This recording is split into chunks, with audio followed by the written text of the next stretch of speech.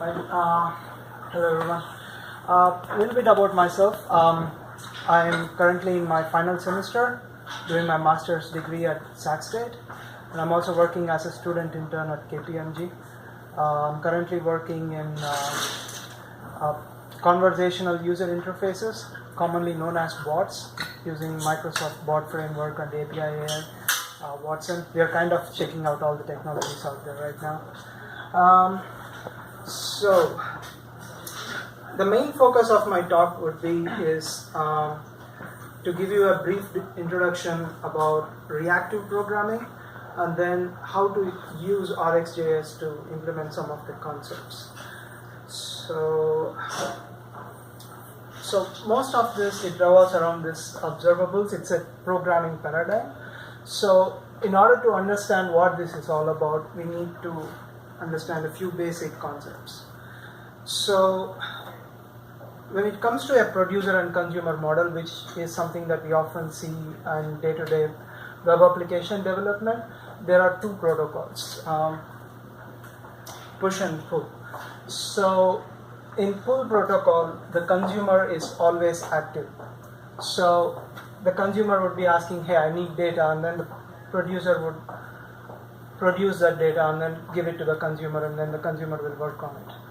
So when we look at this in any web application, when the user is giving inputs to you, like let us say mouse clicks or key presses or something like that, your program is consumer and the producer is the user. And when communicating with some back-end service, in that case also your program is the consumer and then the producer is the network. So in this case, the consumer would have to be constantly polling, like, hey, like, do you have any, like, can I have some data, can I have some data? So if producer doesn't have any data, it would have to either timeout or say some kind of -1 or some kind of value. If it has data, it will give it to the consumer. But this kind of model is not very good because you are wasting a lot of your resources in terms of computing because the consumer has to be always constantly running. So mostly we would go for the push protocol. And this is not some kind of new idea that's in the computer science field. So whenever you, so in terms of your keyboard, like on your computer, right? So whenever you press a key, it would create an interrupt which would say that there is some input from the user. So this is something that we are adopting here. So in push model, the producer is the one that's constantly active. So whenever there is some data, the producer will say that there is some data and then like give it to the consumer, and then the consumer will instead react to it instead of asking continuously, like doing long polling, and hence the name reactive programming. So in order to understand how these design patterns stand in JavaScript, so this is the table that gives us a good view of what's happening and when you should use which one of these. So a function is a pull protocol, but you mostly will get only a single value from it. So okay, I wrote some code, but I'm not really good at live demos, so I'll be mostly commenting them out. Okay, so here this we have a simple callback function. It's returning a single value. Let us say hello world, and then the console.log, that's the consumer. So in this case, it is called lazily evaluated because unless we call it, it doesn't. Run, like the function doesn't run. Just like, you know what's going to happen, but anyways. So if the consumer doesn't call it, it never gets executed, hence the name lazily executed. Alright, so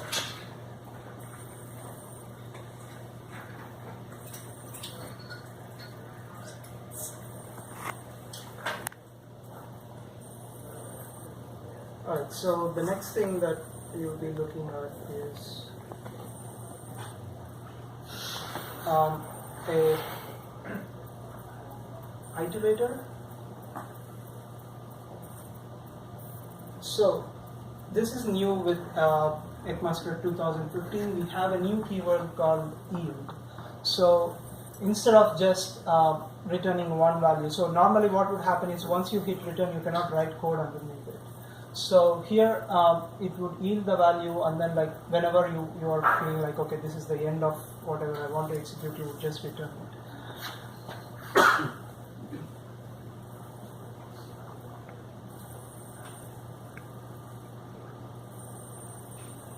Okay, so let's run this.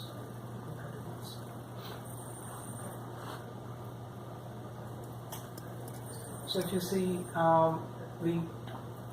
we generated 4 values, and then like at 5th value we said, okay, this is where I want to stop. So yeah, we basically did up to 5. We yielded those values, and then when it is 5, we are returning it. Sorry, is everyone able to hear me back there? Thank you. Could you actually split the screens if it fits? That way it's easier to follow. Sure.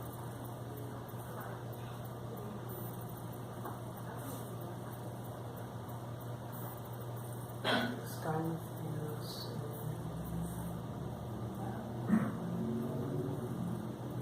No, that. Alright, yeah, okay. Yeah, sorry. Thanks.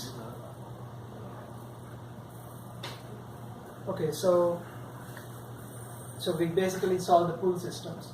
So in push system we have promise and then observable. So a promise is if you want to return a single value, like you can either resolve a value or reject a value. So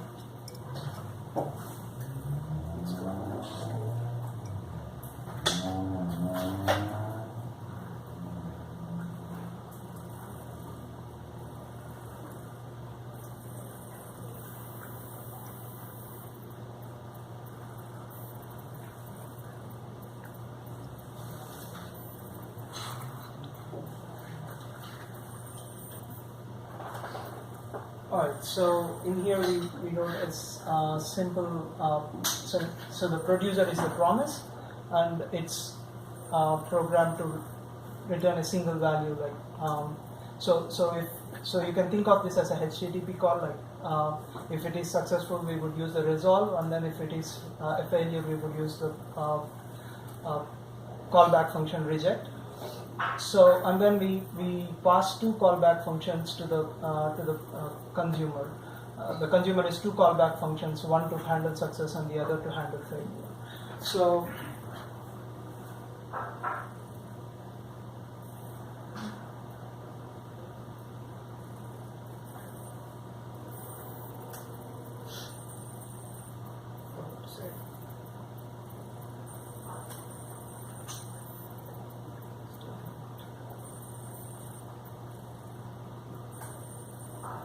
okay, so the success handler handled. So in order to see how this is asynchronous, let's just do something like this.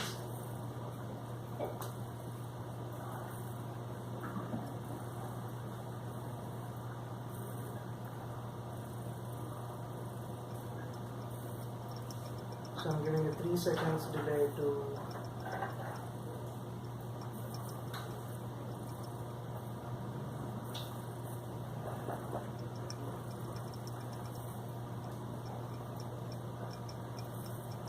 So we are saying basically after 3 seconds resolve the value. So just to imitate a simple HTTP call. So wait 3 seconds and then so this is something that's happening asynchronously, but we only have an option to work on a single value. So you can think of something like a WebSocket, right? So in a WebSocket we will have multiple values coming in, and most of the time the user you can think of searching for something, right? Like they are typing in something when you are doing this in your Google search box. So you normally type in something, and like as you are typing, it will keep on giving you the suggestions. So when you want to handle something that is highly interactive, promises may not help you. So if you are doing simple HTTP requests, yeah, promises are good. So the new Angular 2, they started using observables. So that's where I got to know about them for the first time.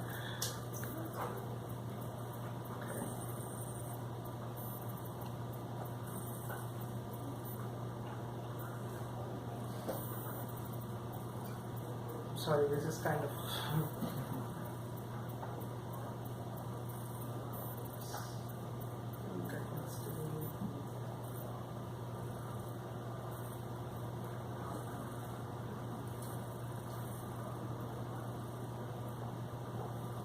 okay. So let's have a look at the observables. So if you already know about how to do this in npm, so you would just like do npm install rxjs save. So this would get you the rxjs library, and you can import that into your project using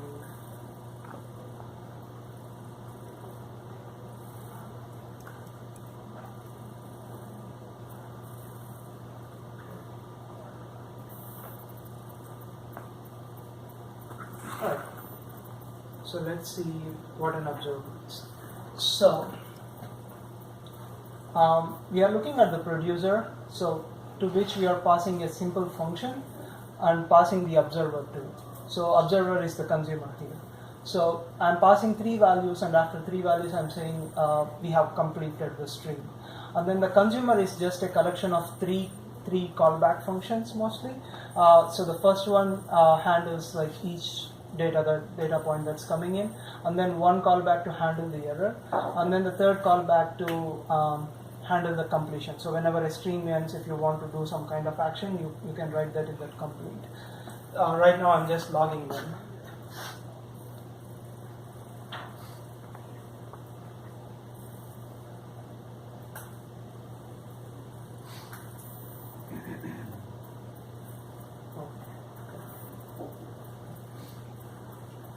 Sorry, I forgot to save the file. Yeah, so, here's the thing. So, to understand how this works asynchronously, we would need the timeout again.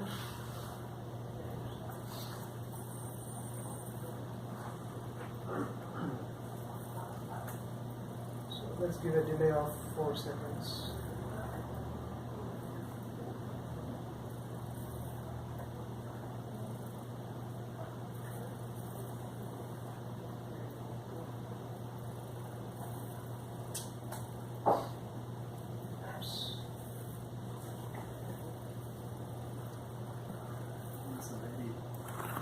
Oh, okay, thanks.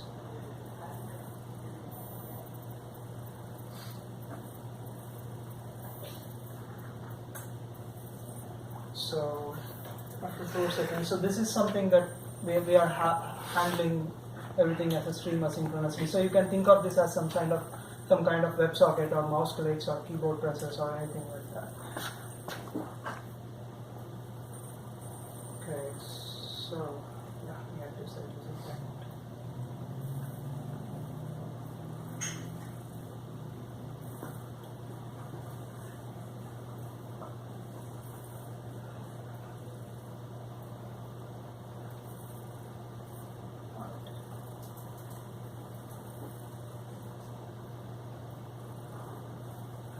Okay, so moving on to the next concept.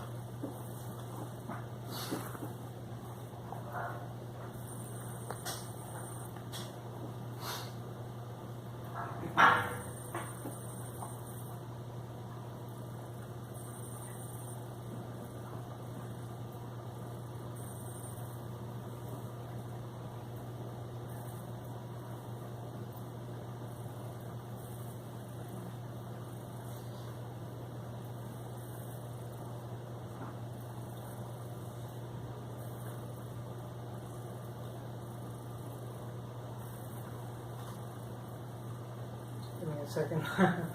This thing's not working. Okay, there you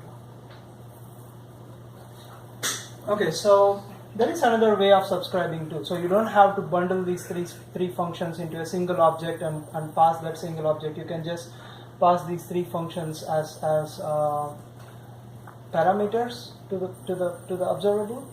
And then the next thing is, whenever you subscribe, like so, you subscribe using the subscribe, you would subscribe to an observable, and then it would return you something called as a subscription. So each subscription is an execution in a sort of way. So here we have a time interval for 500 milliseconds, and then we are incrementing the value and then sending it to the subscriber.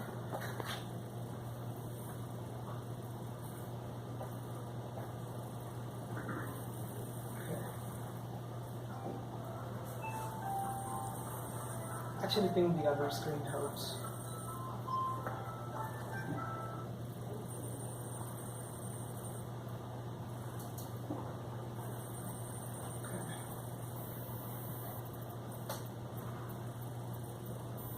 Yeah, so we are basically printing it. So let's look at one of the cases, like what could happen here. So if you want to unsubscribe, like if you want to stop listening to a particular observable, how do you do that? So it returns a thing called subscription, right? So it also has a method on it called unsubscribe. So you could use that. So here we are saying after 10 seconds, stop listening to that observable.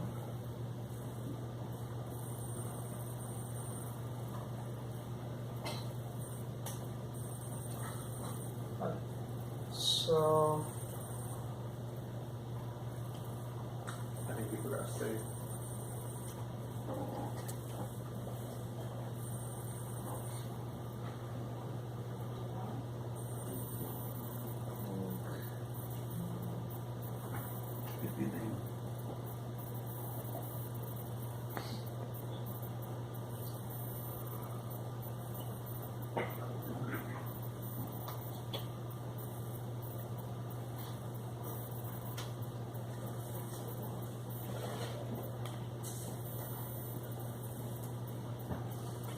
Okay, I'll try that one more time.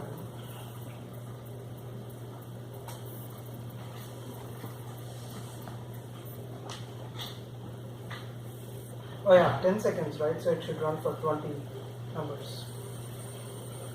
So, yeah. But if you notice, we still did not get the prompt back because we still have the execution running. So even though we stop listening to that observable, the observable is still chugging along. So this is called as, so when they normally talk, this is what is called as a data leak. We have a process running in our system that nobody is listening to, which is basically based off resource.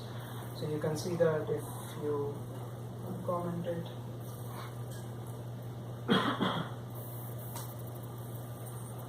So you can see now like the value that observable is sending and then the observer reacting to it. So after 80 seconds it's still working. So how do we stop this? Like let us say you are playing a game, right? Like doing some game. So the user says, okay, close this stuff. So you don't want to have that anymore. So you want to like tear down that resource that you allocated to it once you stop using it, like once you stop listening to it. So the method using which you would do that is, to this function you can return another function that would tear down all the resources. So in this case we are just clearing this interval.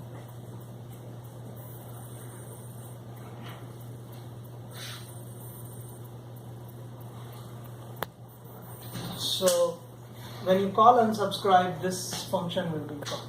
So you would basically use this to tear down everything that this observable is supposed to be doing. So let's go ahead and run this.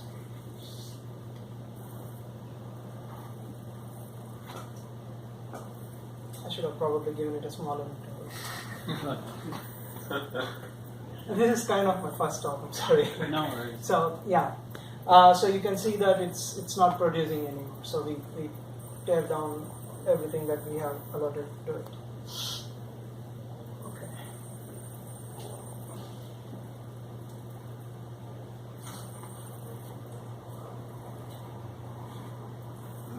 Okay. Show how database happen. All right. So let's look at another case. So here I have two observers listening to the same observer. So let's look at what might happen here.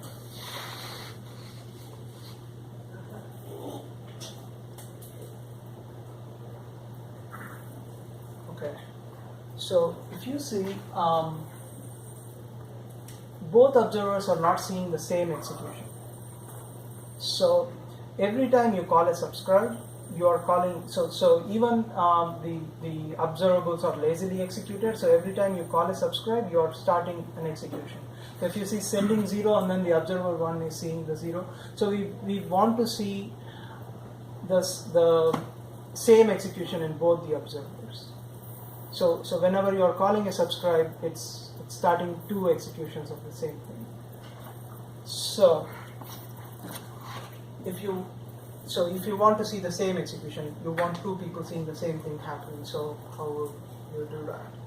So for that, there is a new another design pattern called subjects. Okay, it's not working.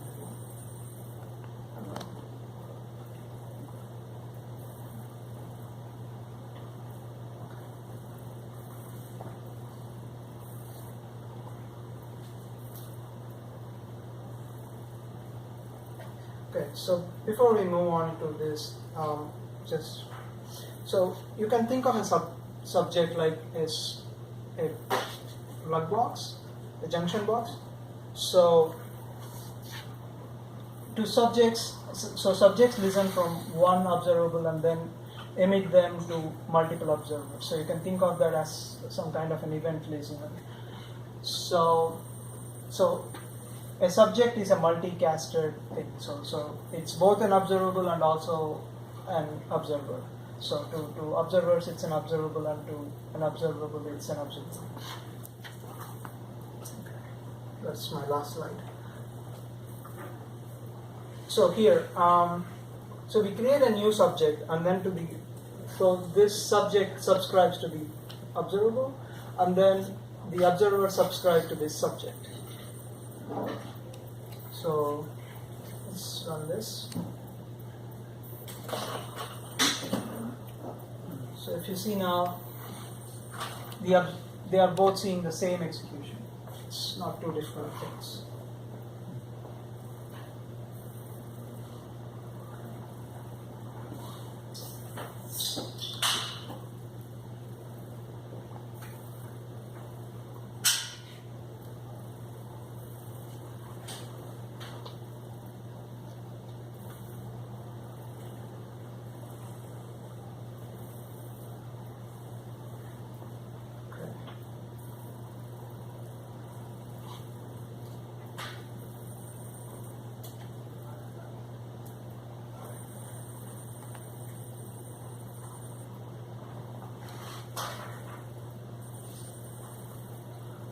Alright, so let's try this another concept called a multicasted. So this is what is called as a connectable observable.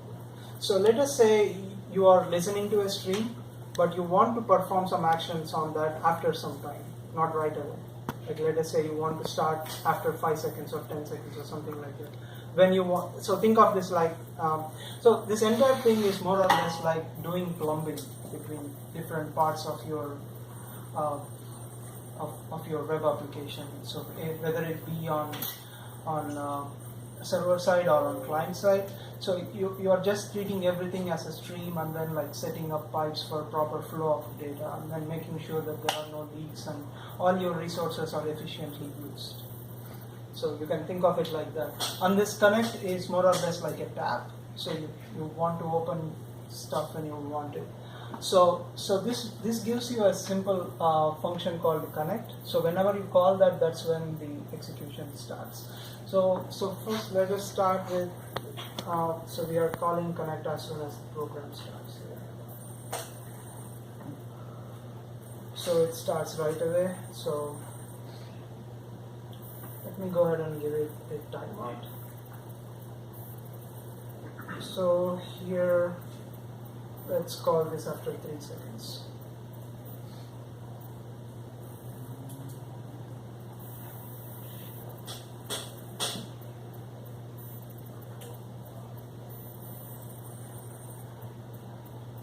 Yeah, so after 3 seconds, whenever you call that, that's when the execution starts.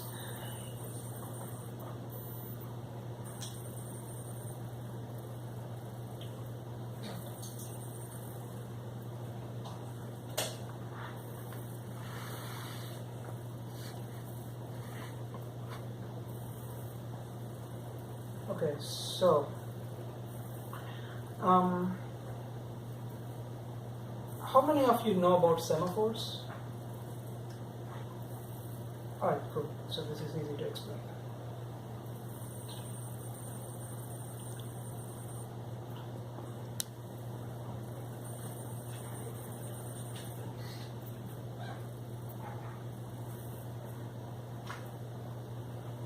Okay, so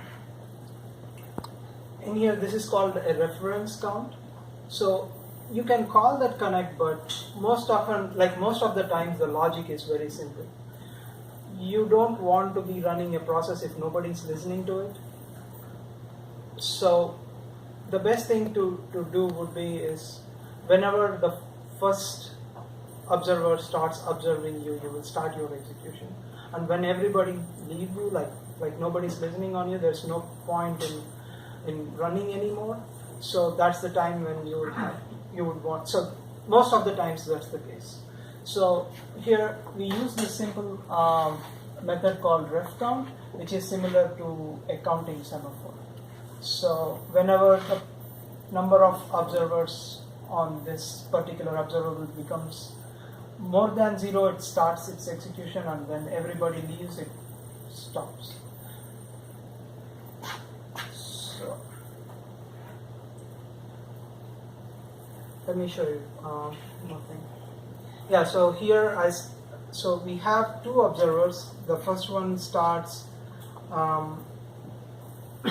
after 1 second, the first observer, and then the second one starts after 6 seconds, and then after 8 seconds, the first one leaves, and after 10 seconds, the second one leaves.